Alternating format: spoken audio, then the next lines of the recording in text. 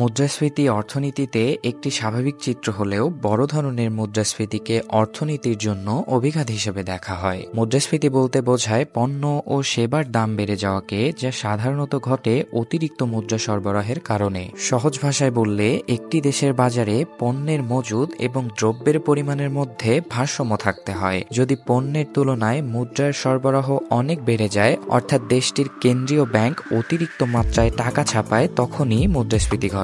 মাথার উপর দিয়ে গেল, তাই না? আসেন ভেঙে বলি।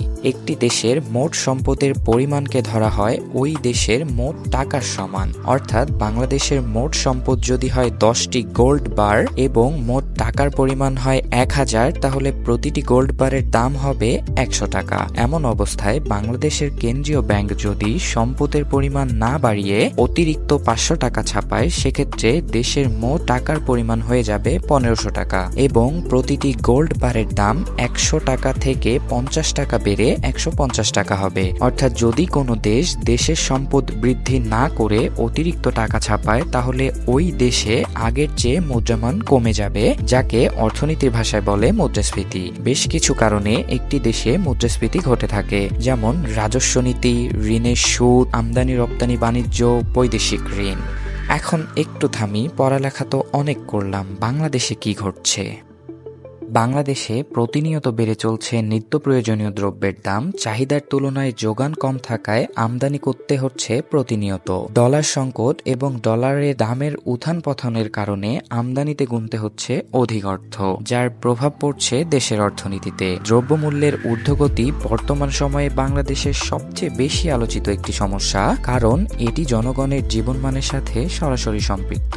এই সার্বিক আলোচনা ফুটিয়ে তুলেছে বাংলাদেশের ভয়াবহ মুদ্রাস্ফীতি চিত্র। অর্থনৈতিক মন্দার কারণে বিশ্বের সাথে সাথে বাংলাদেশ সহ দক্ষিণ এশীয় দেশগুলোতেও যে ব্যাপক মুদ্রাস্ফীতি দেখা দিয়েছিল, তা থেকে বেশিরভাগ দেশ বেরিয়ে আসলেও বাংলাদেশে এটি কমার কোনো সম্ভাবনা দেখা যাচ্ছে না। কেন সম্ভব হচ্ছে না বাংলাদেশে মুদ্রাস্ফীতি কমানো? কিছুদিন আগেও বাংলাদেশ, পাকিস্তান ও শ্রীলঙ্কা একই পথে হাঁটছিল, তবে আশ্চর্যজনকভাবে শ্রীলঙ্কা তাদের মুদ্রাস্ফীতির লাগাম টানতে সক্ষম হয়েছে। বছর দুয়েক আগে দেশটি দেউলিয়া হওয়ার মুখে পড়লেও সেখান থেকে উঠে এসেছে শ্রীলঙ্কা। বিশ্বব্যাংকের তথ্য অনুযায়ী 2022 সালের সংকটকালে দেশটির মুদ্রাস্ফীতি ছিল 49% বেশি, যা 2023 সালের জুলাই মাসে এসে দাঁড়ায় 6.3%। অর্থনীতিকে চাঙ্গা করে মুদ্রাস্ফীতি কমিয়ে আনার ক্ষেত্রে কিছু পদক্ষেপ নিয়েছিল শ্রীলঙ্কা, যা দেশটির অর্থনৈতিক ভারসাম্য বজায় রাখতে গুরুত্বপূর্ণ ভূমিকা রেখেছে।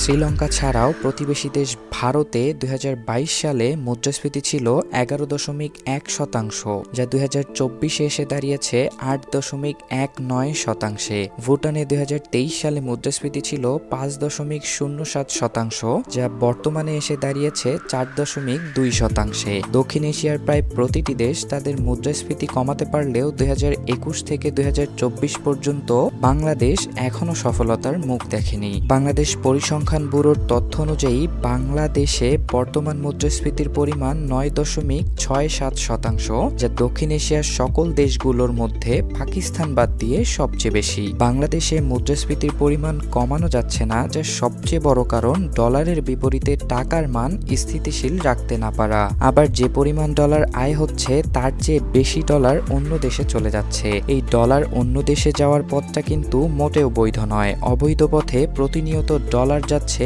অন্য দেশে। শুধু ডলার পাচার নয়, অস্বাভাবিক বৈদেশিক ঋণের সুদ, বাজার সিন্ডিকেট, রাজনৈতিক অস্থিতিশীল পরিবেশ এবং সঠিক মুদ্রানীতি না থাকার কারণে বাংলাদেশ ধীরে ধীরে ডুবে যাচ্ছে মুদ্রাস্ফীতির অতল সাগরে, যেখান থেকে বের হতে না পারলে বাংলাদেশও নাম লেখাবে দেউলিয়ার খাতায়।